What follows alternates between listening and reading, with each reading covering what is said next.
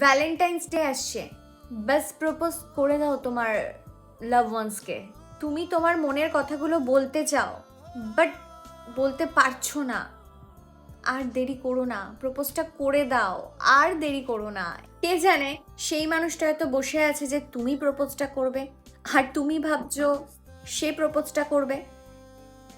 তাই বলছি কি, এত কিছু চক করে পড়ে লাস্টে দেখবে সে অন্য কারোর সাথে চলে গেছে। তাই এত দেরি আর এত ভাবনা চিন্তা না করে যাও, আগে ভাগে গিয়ে প্রপোজটা করে দাও।